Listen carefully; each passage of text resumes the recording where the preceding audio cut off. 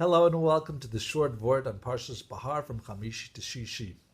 This week I'd like to discuss the topic of interest. It's forbidden for one Jew to lend money or an item to a Jew in exchange for interest. Now let me ask you a question. Which is better?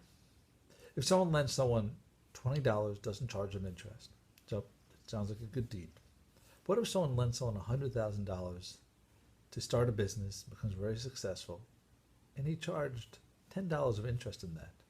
Which one's better?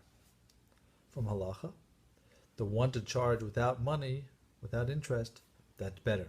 Even though the other one benefited more, you should not lend it with interest. It would be forbidden. In fact, says that you're punished, that you won't have techiyas hamesim. Pretty severe punishment.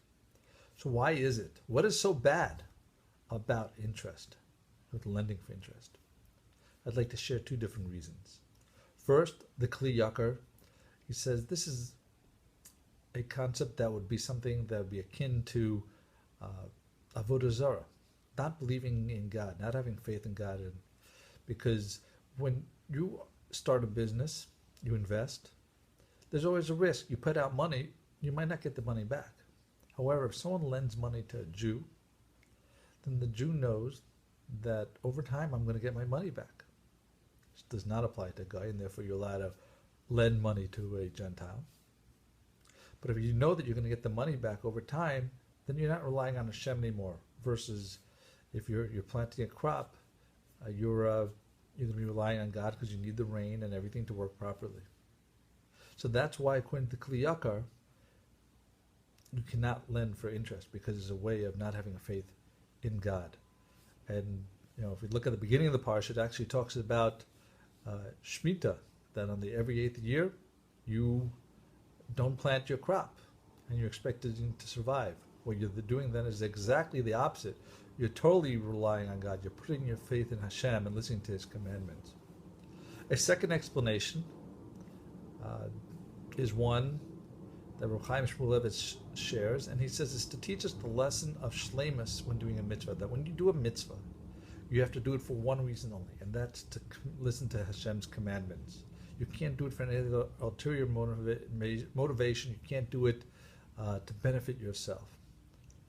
So when it comes to someone who's lending, the way you're supposed to lend, someone's in need, you give him money and you don't collect interest, and you do the mitzvah full out, no benefit. But if you give it for interest, then you're going to be having benefit, and you won't be doing the mitzvah b'shleimus. You'll be using an ulterior motive. Among the examples that he gives elsewhere says this incredible thought that by Shimshon, when he was blind and he wanted to take revenge on the Plishtim, what did he do? He prayed to Hashem. He said, Hashem, please, one more time, give me the strength, because when I was the leader of the Jews, the shofet, for 20 years, I never asked anyone to move my stick to another place, meaning I never took advantage of my position.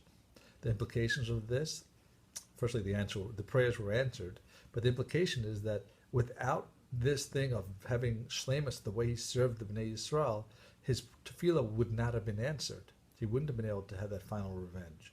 So once again, we see the importance of doing Shleimus b'mitzvah. So thank you so much for listening. Have a wonderful week and a wonderful Shabbos.